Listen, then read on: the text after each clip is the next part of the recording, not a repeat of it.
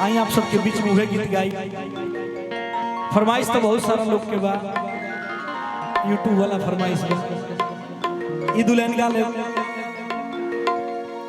एगो पत्नी अपना पति से का कहत रे भैया, अरे गवना करा के सैया,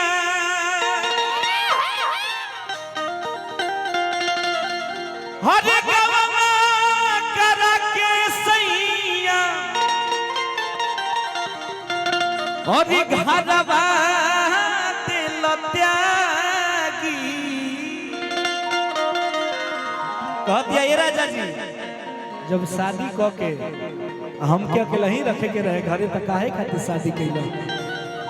का कहता कि गवना करा के सैया और घरवा दिल त्यागी।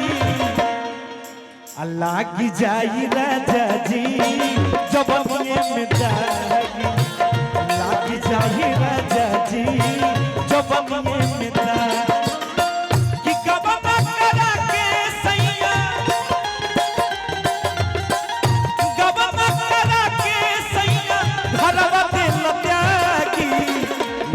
जाहि राजा जी जबनिए में दागी, लागी जाहि राजा जी जबनिए में दागी।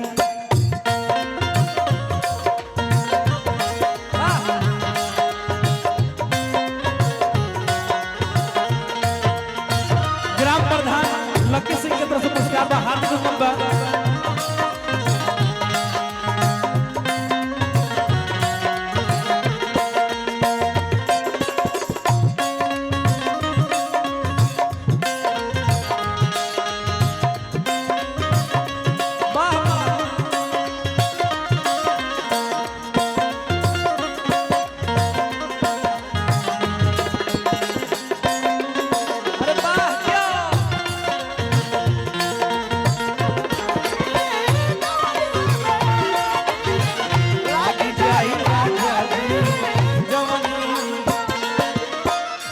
बहुत पुरस्कार भैया की तरफ से हार्दिक अभिनंदन। और का बा देखिए हमने के कार्तिक राय भैया देखिए गोपाल राय चाचा के छोटे सुपुत्र हमारे बड़े भैया कार्तिक भैया की तरफ से पुरस्कार बा। बार बार अभिनंदन, बार बार प्रणाम बा। और का बा यार के भेजा के सगुन धाई दी हला, सगुन धाई दी हला।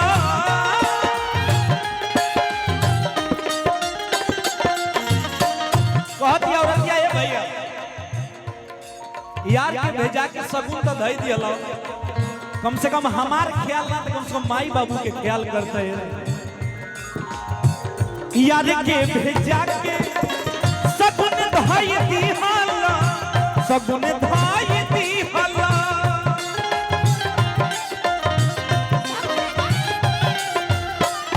माता पिता के दुलार छोड़ दी हला,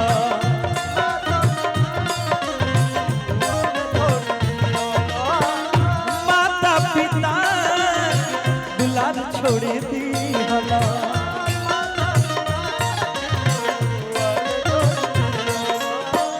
रही रही छतिया में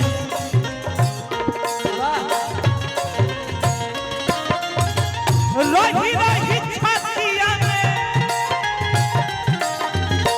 रही रही छतिया में अपर लागी, लागी जाहि राजा जी जबनिए में दागी, लागी जाहि राजा जी जबनिए में दागी।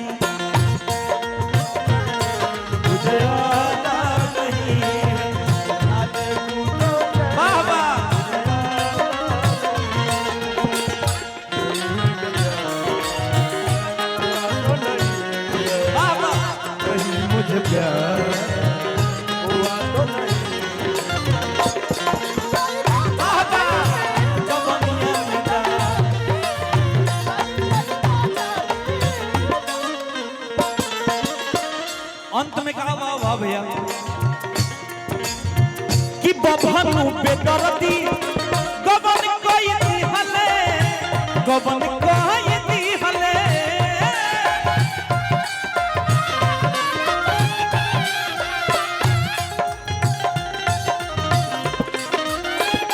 ए भैया कि बभनु बेदरती बभनु बेदरती बभनु गबन कोई दिहले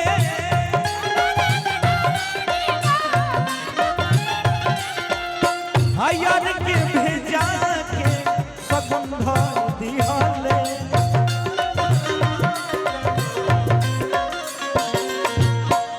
रही रही छतिया में रही रही छतिया में आ रही रही पर लागी अरे लागी जाई राजा जी जबनिए लागी जाई राजा जी जबनिए अरे जिया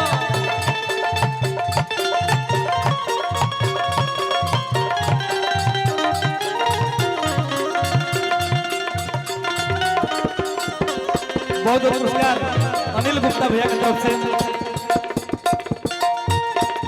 बार बार प्रणाम बा बार बार अभिनंदन बा असैरो कलाकार के मान सम्मान बढ़ाइले रहे लगी जाही राजा जी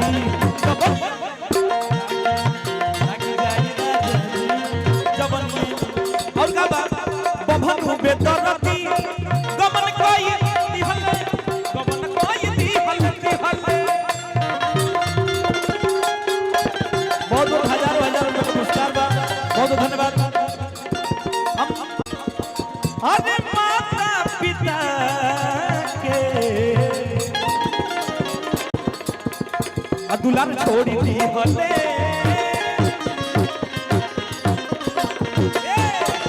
रही रही छतिया